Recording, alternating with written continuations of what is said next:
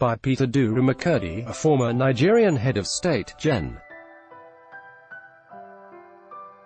Yakubu Gowon, RTD, has expressed fear that the unending killings in parts of the country was taking a religious dimension, warning that if the authorities failed to stem the tide, that the country could descend into a religious war. The elder statesman, who lamented over the security situation in the country, particularly the killing of innocent unarmed villagers by armed herdsmen, which he said had continued unabated, said he was disappointed at the manner the security situation in the country was being handled. He spoke Saturday in Makurdi when he visited Governor Samuel Ortom to commiserate with the government and people of the state over the killings in the state. Gen. Gowon said, "I think security agencies should invite and question the leadership of Miyetti Allah Utal, who had earlier threatened to unleash violence on Benue State."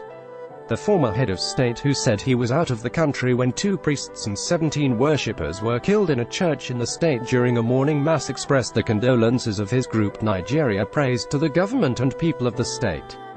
He said, "I am sad and worried at the religious dimension the killings is assuming. The authorities should redouble their effort to deal with the security situation, because if that is not done, the country could descend into a religious war, with no one coming out victorious." The former head of state, who commended Governor Ortom and the Benue state government for courageously handling the issues concerning the killings and devastation of communities in the state, stressed that, for us to survive as a nation, we must learn to live together as one regardless of ethnicity or religion. Welcoming the elder statesman, Governor Ortom, represented by his deputy, Mr. Benson Abanu, thanked him for coming to commiserate with the people and government of the state, adding that his voice to the call on the federal government to take decisive actions to end the orgy of violence plaguing the state and the country was commendable.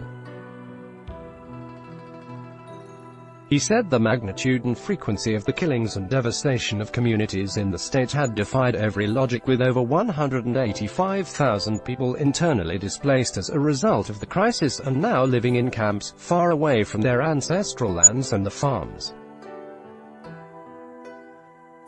He explained that though the killings in the state had come down a little due to the change of tactics by the military, who upgraded their operation in the state from Exercise Cat Race to Operation World Stroke, the threat was not yet over, as killings were still going on in many places. He said that the country was at crossroads, with complaints coming from all sections of the nation-state.